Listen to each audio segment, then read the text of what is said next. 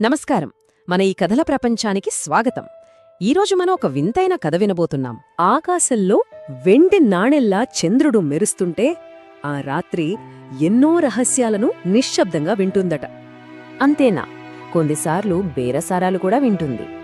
ఆ బేరాల్లో అమ్ముడుపోయే ఆత్మల కథల్ని కూడా. ఇది ఏ రాజుల గురించో పెద్ద పెద్ద యుద్ధాల గురించో కాదు. ఇది ఒక సామాన్యుడి కథ. బంగారం కంటే సత్యానికి బరువు తక్కువని నమ్మిన ఒక మనిషి కథ. తన నీడను తానే అమ్ముకున్నవాడు. సరే, మరింక కథలోకి వెళ్ళిపోదామా? ముందుగా మనం మన కథానాయకుడు గురించి తెలుసుకుందాం. అతని పేరే కరీం. అతని ప్రపంచం ఎలా ఉండేదంటే, కరీం ఎక్కడో ఒక పాత ఎడారి నగరంలో ఉండేవాడు. చుట్టూ ఇసుక, వేడి గాలులు. సోమరేం కాదు, చాలా కష్టపడి పనిచేసేవాడు. కాని విధి ఎప్పుడూ తన వైపు చూడలేదు. పగలంతా మార్కెట్లో బస్తాలు మోయడం, దుకాణాలు శుభ్రం చేయడం.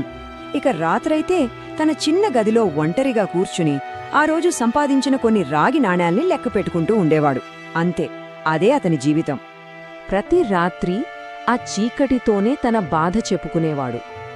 పట్టుపరుపుల మీద పడుకునేవాళ్లకన్నా నేనే ఎక్కువ కష్టపడతాను, కాని వాళ్ల కుక్కలు తినేంత కూడా నాకు దొరకదు అని. అలా అతను బాధపడుతుంటే అతని వెనుకున్న గోడమీద అతని నీడ పొడవుగా, సన్నగా, మౌనంగా చూస్తూ ఉండేది. ఇక్కడే అసలు కథ మొదలవుతుంది. కరీం జీవితంలోకి ఒక మార్పు రాబోతోంది. కాని అది ఒక చాలా వింత రూపంలో. అదొక పౌర్ణమి రాత్రి. ఎందుకో గాలి కూడా చాలా బరువుగా అనిపించింది. కరీం అలా రాత్రి మార్కెట్లో నడుస్తుంటే ఎప్పుడో చూడని ఒక కొత్త దుకాణం కనిపించింది. దానికి పేరేం లేదు, పలకరించేవాళ్లు లేరు. జస్ట్ నేలమీద ఒక నల్లటి వస్త్రం పరిచి ఉంది. దాని వెనుక ముసుగు వేసుకున్న ఒక వ్యక్తి నిశ్శబ్దంగా నిలబడియున్నాడు. కరీం అటుగా వెళ్తుంటే ఆ వ్యక్తి గొంతు వినపడింది. చాలా ప్రశాంతంగా, ఎన్నో ఏళ్లనాటి గొంతులా ఉందది. అతనేమన్నాడంటే, నీ నడక చూస్తుంటే ఏదో పెద్ద భారాన్ని మోస్తున్నట్టుంది అని. కరీం ఒక్కసారిగా ఆగిపోయాడు. ఆ అపరిచితుడు ఆ నల్లటి వస్త్రం కింద నుంచి కొన్ని బంగారు నాణేలు తీశాడు. అబ్బా, అవి చంద్రకాంతిలో ఎలా మెరిసిపోతున్నాయో! నేను బంగారాన్ని అమ్మను అన్నాడతను. వ్యాపారం చేస్తాను అన్నాడు. ఇక్కడే అసలు ప్రశ్న. ఇంత బంగారానికి బదులుగా అతనికి ఏం కావాలి? ఇక చూడండి, కథలో అత్యంత కీలకమైన ఘట్టం. ఆ నీడలేని బేరం, ఆ ఒప్పందం. నీకేం కావాలి అని అడిగాడు కరీం వణుకుతున్న గొంతుతో. ఆ ముసుగు మనిషి కరీం వైపు కాకుండా తన వెనకాల నేలమీద పడుతున్న నీడవైపు చూపించాడు. నీ నీడ అన్నాడు. కరీంకి నవ్వొచ్చింది. నా నీడ? అది నాతో పాటు తిరగడం తప్ప ఏ పని చెయ్యదు కదా అన్నాడు.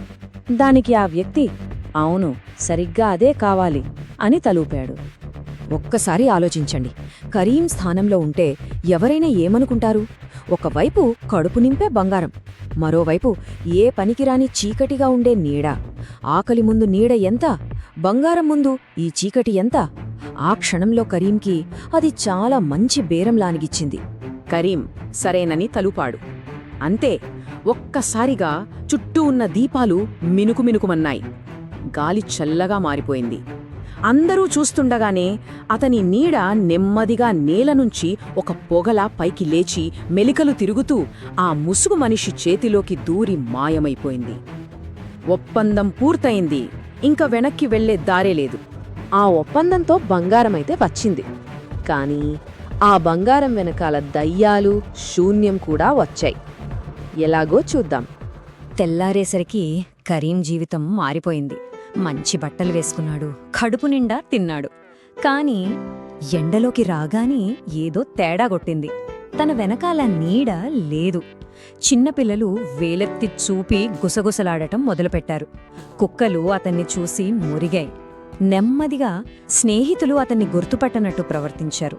అపరిచితులు అతన్ని చూసి దారి మార్చుకోవటం మొదలుపెట్టారు. తన నీడ లేకపోవడం అతన్ని మిగతా మనుషుల నుంచి వేరు చేసింది. అతను మాట్లాడితే తన గొంతు తనకే ఖాళీగా ప్రతిధ్వనిస్తున్నట్టనిపించింది. ఆ బంగారంతో కొన్న పెద్ద ఇంట్లో ఒంటరిగా కూర్చున్నప్పుడు కరీంకి అర్థమైంది. చేతులు నిండా బంగారం ఉంది, కాని గుండె నిండా ఏదో చెప్పలేని శూన్యం ఆవరించింది. ఇంకా ఆ బాధ భరించలేకపోయాడు. కథ ఇప్పుడు చివరి ఘట్టానికి చేరుకుంది. కరీం అసలు నిజం తెలుసుకోవడానికి మళ్ళీ ఆ ముసుగు మనిషి దగ్గరికి వెళ్తాడు. కరీం మళ్ళీ ఆ రాత్రి మార్కెట్కి పరిగెత్తాడు. ఆశ్చర్యం, ఆ దుకాణం అక్కడే ఉంది, తన కోసమే ఎదురుచూస్తున్నట్టు. నా నీడ నాకిచ్చేయ్ అని వేడుకున్నాడు కరీం. ఈ బంగారమంతా తీసుకో అన్నాడు. కాని ఆ వ్యక్తి తల అడ్డంగా ఊపాడు. నువ్వు పొరబడుతున్నావు అని చెప్పి ఆ భయంకరమైన నిజంలో మొదటి వాక్యం చెప్పాడు, నేను నీ నీడను తీసుకోలేదు. కరీము అయోమయంగా చూస్తుంటే ఆ వ్యక్తి కొనసాగించాడు, దానికి అంటిపెట్టుకుని ఉన్నదాన్ని తీసుకున్నాను. అంటే ఇక్కడసలు బేరమేంటో స్పష్టంగా తెలుస్తోంది. నీడ అనేది అసలు వస్తువు కాదు, అది కేవలం ఒక దారి, ఒక తాళం చెవి లాంటిదనమాట.